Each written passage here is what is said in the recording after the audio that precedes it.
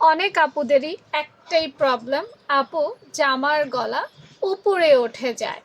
তো আমি বলেছিলাম আমার আপুরা আমি একটা একটা একটা করে সমাধান দিব, ঠিক আছে? প্রথম সমাধানটা বলি, সেটা হচ্ছে যে জামায় যদি তালপাট কাটিংয়ে ভুল হয়, আবারও বলছি, জামার মধ্যে যদি তালপাট কাটিংয়ে ভুল হয় তাহলে কিন্তু তোমার জামা উপরের দিকে উঠে যাবে। এখন তালপাট নিয়ে অনেক অনেক অনেক কথা আছে যে আপু তালপাট কোথায় কাটবো, তালপাট কেন কাটবো। তো আপুদের উদ্দেশ্যে বলি, তালপাট শুধুমাত্র জামার সামনের পাটে কাটতে হয়। কেন কাটতে হয়? জামাটা সুন্দর ফিটিংস ভালো যেন হয় দেখতে, সেজন্য তালপাটটা কাটা হয়।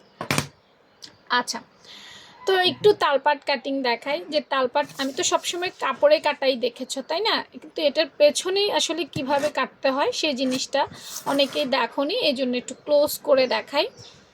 মূলত আমাদের এই হচ্ছে জামার মহড়া, এটা হচ্ছে জামার মহড়া। দেখো, সোজা নামাইছি, এভাবে দিচ্ছি, একটা বক্স হয়েছে, বক্সের মধ্যে আমরা কেটে ফেলেছি মহড়া।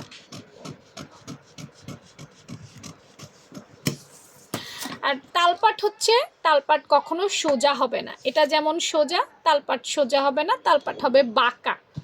এই যে এখানে ঠিক থাকবে, কিন্তু এই অংশটা হবে বাঁকা, দেখেছ? বাঁকা। এবং তালপাটটা মোহরা শেপের চাইতে বাঁকা লাইনে হবে। তো কেউ আসলে কোনো সাইজ বলো নাই, তাই আমি সাইজ দিলাম না। এই এটা হচ্ছে তালপাট, এটাকে তালপাট বলে। ছোট্ট করে ক্লোজ করে দেখালাম।